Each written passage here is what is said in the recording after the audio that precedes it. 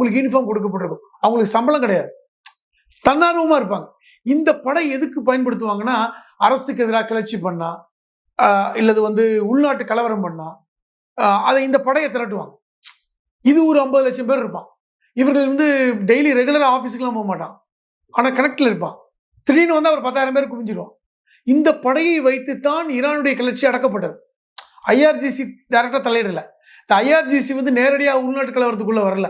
இந்த பசிக் படை நேரடியாக தலையிட்டு தான் இந்த கிளர்ச்சி அடக்குனாங்க. இதனுடைய கமாண்டராக இருந்தவர் தான் இந்த சுலைமானி, குலாம் ரஸா சுலைமானி.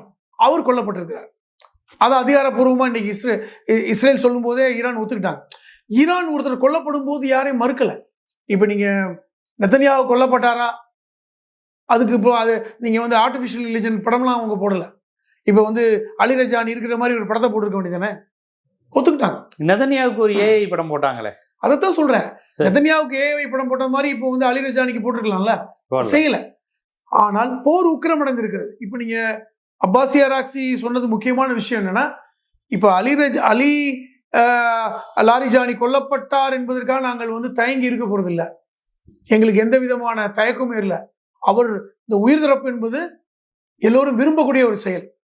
இந்த உயிர் திறப்பை நாங்கள் ஷஹீத் என்று உயர்ந்த அந்தஸ்துல பாக்குறோம். அதனால அவங்க 2 பேரும் ஷஹீத் ஆயிட்டாங்க. சுலைமானி கொல்லப்பட்டிருக்கிறார், அது எங்களுக்கு ஒன்றும் பிரச்சனை இல்லை. இது போன்று நாங்கள் யார் வேண்டுமானாலும் கொல்லப்படலாம். இப்ப ஏற்கனவே அலி லாரிஜானி சொன்ன மாதிரிதான் நாங்க ஒன்னும் எப்ஸ்டீன் தீவில் ஒளிந்து கொள்ளவில்லை என்று. அப்ப அது மாதிரி இருக்கிறோம். போர் உக்கிரமடைந்திருக்கிறது. இப்பவும் சொல்றாங்க இந்த போர் இன்னும் முடிவுக்கு வரல.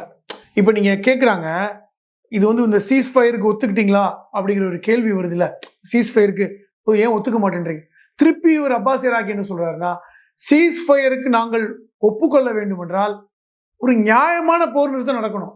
இப்ப நீங்க இன்னொரு முக்கியமான போர் நிறுத்தம் உடனடி தேவை யாருக்கு? ஈரானுக்கா, அமெரிக்கா?